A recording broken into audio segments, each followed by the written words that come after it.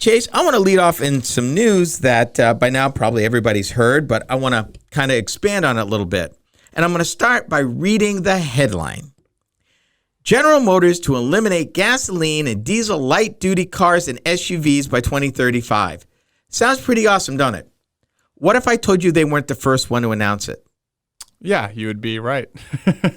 And what if I told you they're 6 years late? Because the first company to announce it did it in 2015. Are you saying you're not impressed? It's impressive in one realm, but if they're looking to get a cookie because they were first, they were not. Who was first? BMW. BMW said it in 2015 that we will go completely electric in the next 10 years. Are they on pace to do that? Yes, but I think what is more surprising is the pace. Honestly, the rehabilitation of Volkswagen. I'm going to call it like that. When I first started this show, when it was a local show, that's when Volkswagen got caught in a cookie jar. It was 6 years ago. What a difference all that time has made.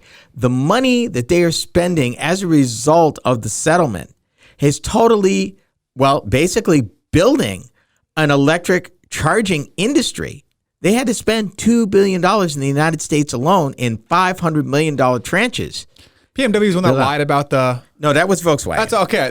Weren't they? Didn't they have to do the same thing? They were forced with the punishment. Nobody got the kind of money. I mean, Volkswagen was buybacks. They had to buy vehicles back. They had to guarantee other vehicles. They had to. They got fined around the world and promised to go more or to put more money towards clean. Oh, they didn't just promise. They had to make a commitment. And so, what BMW get caught with their hand in the cookie jar? They had some diesel problems, and so did Fiat Chrysler, but not to the extent of Volkswagen. Okay.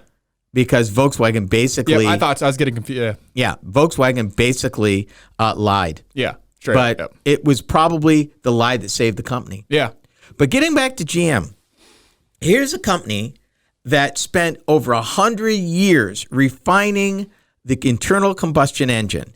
And yes, to be fair, GM has dabbled down through the years in different technologies. They've dabbled in self-driving cars. That wasn't recent. They've dabbled in electric cars. They've dabbled in hydrogen-powered cars. And some of that stuff is actually bearing fruit. And we've got another story later in the program. Well, actually, in another one of our programs where we talk about that at length, which is pretty cool, by the way. In any case, so GM has pledged to stop making gasoline-powered passenger cars, vans, and sport utility vehicles by 2035, but they did not exempt and they did not include their medium and heavy-duty vehicles. Okay. And that totally makes sense right now because of the economics. Yeah. But still, with a company that makes 3 to 4 million vehicles a year, it's a big company. Yeah. Even if your heavy-duty stuff is probably 100, 200, 300,000 of that, it's a big deal. We will know when electric vehicles are fully embraced by society when we no longer preface it by saying, but it's an electric though. Yeah. It's just a vehicle. Mm-hmm. Any more than we talk about the difference between a V8, a V6, a four-cylinder, they're all gasoline-powered cars. Yeah. We don't differentiate. That day is coming, and that's what people don't realize. And I think, in fairness, GM is not even spending the most money of anybody. I was going to ask, if it doesn't get too far off track, which company are you most excited about with their move towards electric vehicles? But I'm excited about the whole industry. You've got companies from the ground up that are electric. I guess probably the one that you think might change the game the most. Rivian. Yep. I was almost thinking Hyundai putting their most... Hyundai's doing a lot. They're putting the most money towards it, right? $87 billion. Yeah.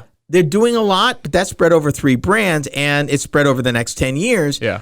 You could see flying Hyundais. Quite seriously. Yeah. That's where they're going. Yeah. And we've talked about that. GM, for the fact that GM is as a conservative company, and because automakers do need long lead times.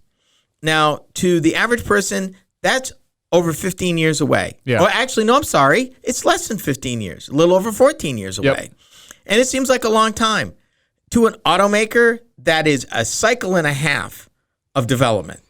That's a cycle and a half, roughly, of where they're going. They have to make if they're going to meet that, they're working on that now. And anybody that's going to be in the game 10 years, 15 years from now is working on it now. If they're not, And again, why I talk about Stellantis so much, I don't see it. I don't get it. I don't understand it. I don't. It's going to take phenomenal amounts of money. I think they just got to get honest because they've got an either or choice coming up here pretty soon. GM, they've already pared down. The recession probably did GM a favor because GM got rid of a lot of underperforming brands and they're down to their core brands, which should be Inc. But honestly, between you and me, and don't tell anybody, I told you this, I was not rooting for Buick or GMC. I thought GM would survive quite nicely with Cadillac and Chevrolet in the midst of the recession. But it turns out I was wrong because, of course, Buick is the largest selling GM brand in China. So, yeah. But, okay, I was wrong. I'll admit it. I'm there. But for them to say this and to make this evolution, and some of the stories that I'm seeing come out of GM on other things, because GM isn't just doing this for their brands. They're taking this core technology and getting it into other vehicles from other companies. It's blowing my mind right now. Explain. Okay, well, I don't want to give it all away because we talk about it in some other stories down the road. Okay. But I will say this way.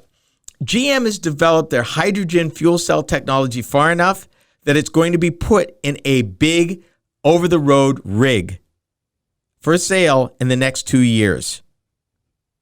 GM has developed their electric platform technology to where it's going to actually also make it into other big rigs, and some other vehicles will adopt parts, either the GM battery, the GM what they call skateboard, which is the whole system.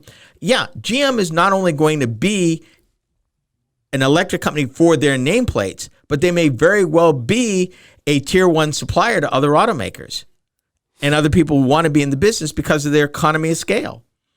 So GM is carving a place rightfully saying, if you can't beat them, build it for them. Yeah. And that makes a lot of sense from GM's standpoint because they can leverage all that investment.